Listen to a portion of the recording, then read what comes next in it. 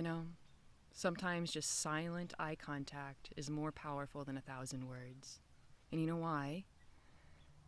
Because when you make eye contact without mind, that me, that illusory me, dissolves. Because the me cannot withstand intimacy. Because when you're making eye contact, when you're eye gazing with another truly, and there's no agenda, no intention, or no goal out of that relationship, out of that appearance, something that is not of the personal story is extracted, so to speak, or is summoned out of that concrete energy we call me. Because again, the me cannot withstand intimacy. It always needs an agenda, an intention, a goal. It needs to get something out of that person, out of this appearance, out of the circumstance. What can I get out of it? The me's always grabbing, wanting to hold and attain, but this, what we point to, the organic reality, it cannot be attained. Knowledge can be attained, material items can be attained, but that which already is cannot be attained. You're already it.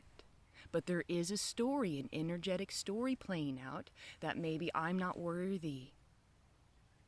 I have karma, sin, whatever it is, right?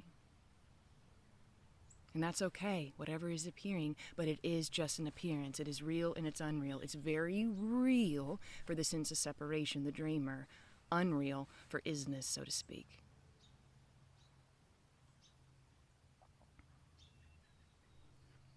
And the story we call me, this energetic contraction we call me, can dissolve spontaneously because this is just energy. Nothing is actually solid here. And through this intimacy, through this undressing, this unraveling, that essence of isness, it's just like it wipes the story away like a whiteboard. It's just gone, like it never even happened, because there's no rules to this. There's no regulations. There's no steps or processes to this. That would be a religion. This is unconditional love we're speaking about. It's an open door policy, an open portal policy always.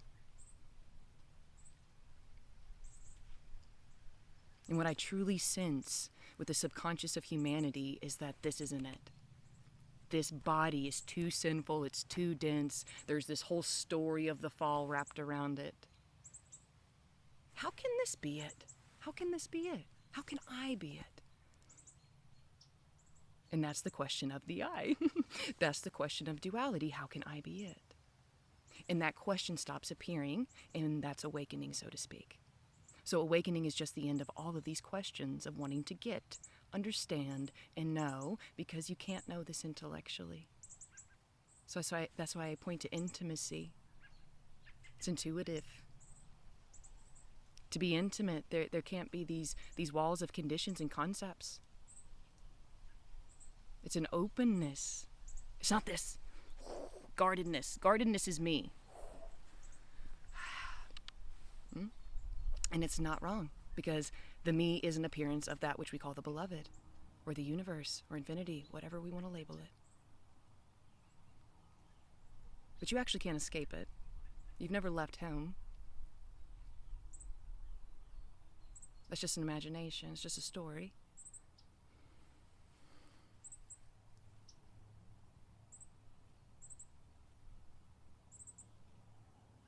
Who are you without your mind? Who are you without your name tag and story? What's left when you don't go up to the attic to get the toolkit? Who's left when there's no photo album to scan through? I have no answers for you. You already know everything I point to. You could say this is a permission slip, a mirror, a confirmation of what you already intuitively know. And so many beings tell me that I already know this on a heart level. My heart is saying yes, but my mind is scrambling around trying to figure this out. That's okay. It won't figure it out. It'll naturally surrender, so to speak, because it's not being fed by BS answers, stories. That's what keeps the mind generating these pseudo-realities. Teachers feed stories, trying to explain this. This can't be explained, can't be defined, can't be owned or taught. How do you teach that which you already are?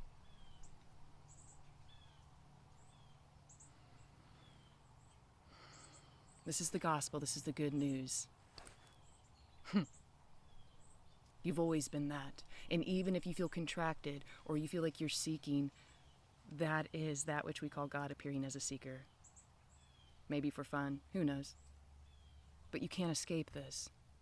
No matter the appearance, it is unconditional love appearing. And you are that. Now. And I don't even want to say now, because when we say now, it seems like you can step out of the now. And there's really not a now. There's just this.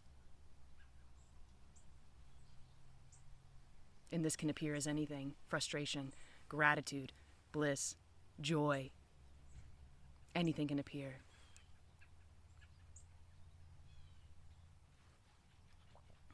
See, awakening is not the end of emotions. It's, oh my God, anything can happen. It's open book. Sadness can arise, frustration, bliss, romance, anything can appear. There's just not a manipulation with it. There's not a victimization story around it. Some say it's life full on. You just jumped out of the plane and you're just falling, man. It's just there's no control. So whatever appears, appears. You know, let's say before you had a me. That sense of me, that contracted energy of me, when sadness would arise, you would have maybe a belief of, ooh, my vibration. No one saw that sadness. Stuff it back down.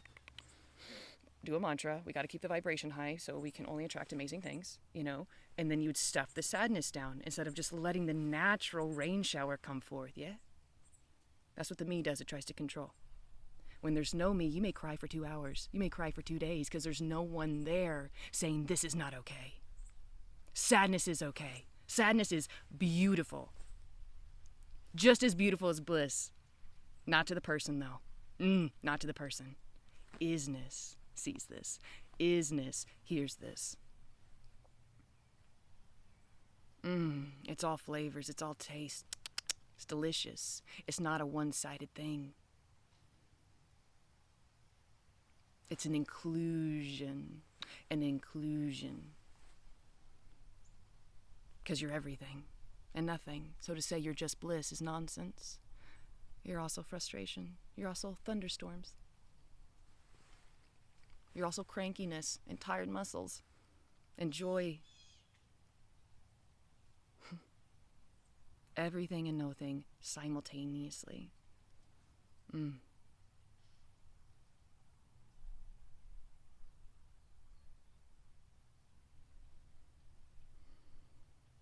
You could say the me's like a filter, in a way. And when that story's seen through, it's just everything just, whoa, is there. Feelings, since everything's just kind of amplified in a sense, because again, there's no one trying to shove it, plug it, rearrange it, change the magnets here, and then, okay, now we're good. Yeah, that's just all gone, you know. Whatever is happening is happening. Yeah. It's just nothing sticks. Because there's nothing for that emotion or that memory or imagination or whatever to stick to. How do you stick to vapor? How do you stick to nothing? So there's still thoughts, there's still emotions, there's still everything. It's just not a battle anymore. It's just not a fight. And it's not happening to somebody. You could say that's the apparent shift. Life is no longer attacking a thing here, no longer punishing something here. Because you're not separate from this. You're not separate from anything. That's the dream of I.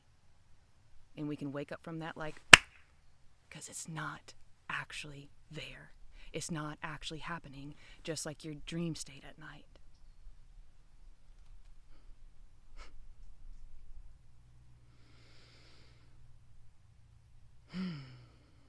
I'll leave it there. Bless be.